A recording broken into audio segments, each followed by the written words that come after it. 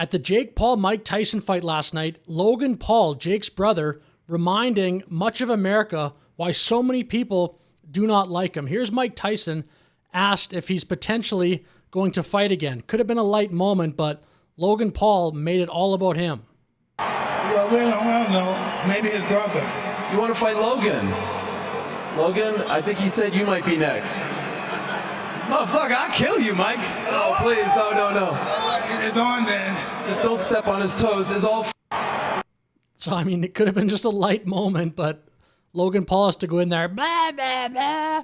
And a lot of people were calling Logan out for that. I think rightfully so. I mean, what's Mike Tyson supposed to say in that moment? It just looks like a guy with a big ego trying to make that moment about him. I've seen Logan do similar things like that at Jake fights. Logan Paul just seems like a guy that cannot handle the spotlight not being on him. And then, for example, like Jake Paul is actually, in my opinion, a much more likable person. Here he is post-fight, giving, I think, a pretty good speech. Tonight's not about me, man. I wanted to give a thanks to all the real heroes, the U.S. military, the doctors, the nurses in the ER, the cops, the firefighters, the farmers, the truck drivers, all the people who make this world go around. Thank you, America. It's the era of truth. It's the era of good. There's a shift in the world, and good is rising. The truth is rising. I'm just honored to be a part of America, and it feels like we're back, baby.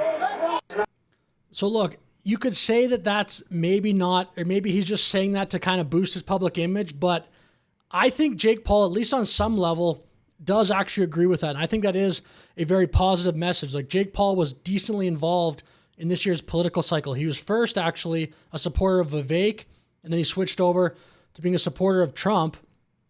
And then the other reason I think Jake Paul is just a more likable person than Logan. Look at this. I caught this during the fight. This is in the corner of Jake Paul. This person's wearing a Make America Healthy Again hat. Ironically, he's also wearing a Nucleus hat. I don't know what that company exactly is, but if you remember Silicon Valley, the company Nucleus had problems with the streaming. It's just like a fake show, but Nucleus had problems streaming, and Netflix also had problems streaming the fight last night. For real, though. So Jake basically has a person in his corner saying, "Make America Healthy Again." This, to me, is the most shameful thing Logan Paul has ever done. I think this tops all the other stuff.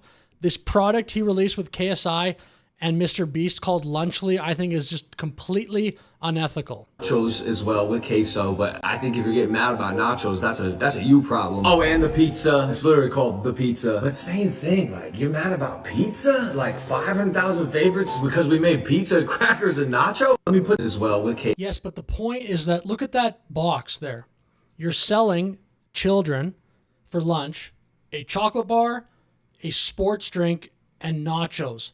You cannot hide behind the excuse, which I actually believe is like a valid thing to say for a lot of these products. If you just say, oh, it's a little bit better for you, like Mr. Beast has these Feastables. If you just sell those on their own, you could say, oh, everyone wants a treat once in a while.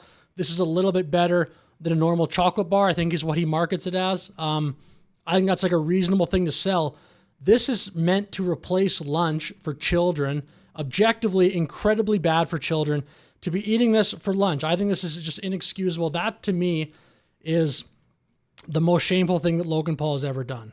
I don't even think, to be honest, there's a close second. Here he is responding. We'll go over a few more of Logan Paul's L's just toward the end of this video. Here he's talking about the CryptoZoo scam, if you remember that. Part 6 is the more he says and the more he continues to spread this misinformation that this was any sort of con or scam, the more I have for the lawsuit that I am filing. He's probably gonna put. So Logan Paul there is talking about the CoffeeZilla kind of expose, talking about Logan Paul's CryptoZoo project, which ended up just being not what he sold it as. A lot of false promises were made. I don't think the Logan Paul CryptoZoo thing is like the crime of the century. I think Logan Paul definitely overpromised and underdelivered, and a lot of people lost a ton of money because of that. I don't think that is the worst thing he has ever done, but I definitely think it's a huge L that Logan Paul has took in his career. This is another big one. Here he is a few years ago, not that long ago, shaming his former co-host George Janko about Christianity. Listen to this. This is brutal. What do I need a therapist for then? Jesus isn't doing it for you. And I what do I need a therapist for? I don't believe you're as emotionally mature as you could be. What do I need a therapist for? To get you to level up. In what? Yourself. In what category? Emotional intelligence. Emotional. Me. Yes. Do you think that is something a loving human being would say I to do. somebody? I love you. And I don't think Jesus is evolving you in a way that you could be.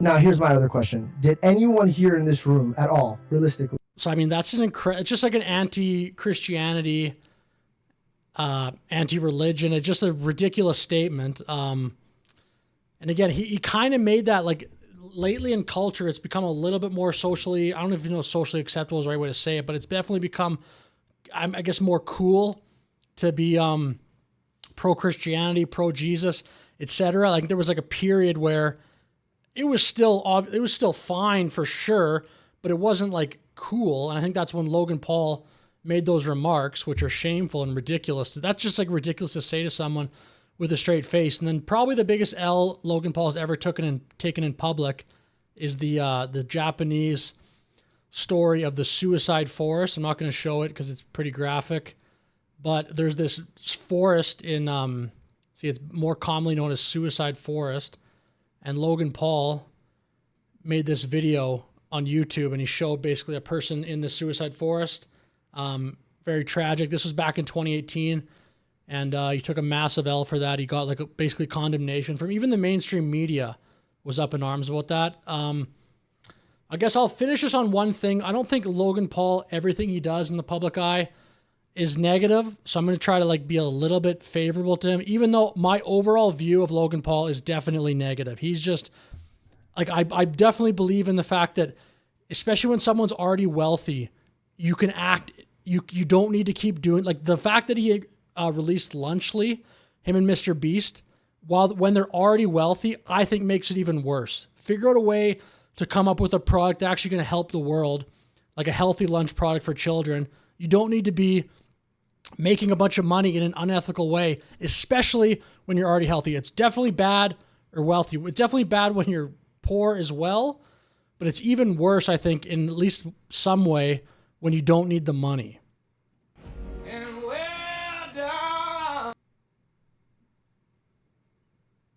So at least I think that standoff with Donald Trump was pretty funny. I'll end on that. But as I said, yeah, the Lunchly thing to me is the biggest problem. But I'll finish the video here. But I think that's kind of Logan Paul last night kind of reminded America why a lot of people think he's cringe, why a lot of people think he has a massive ego. With that said, I'll finish though. Thank you for watching this video. Have a great day.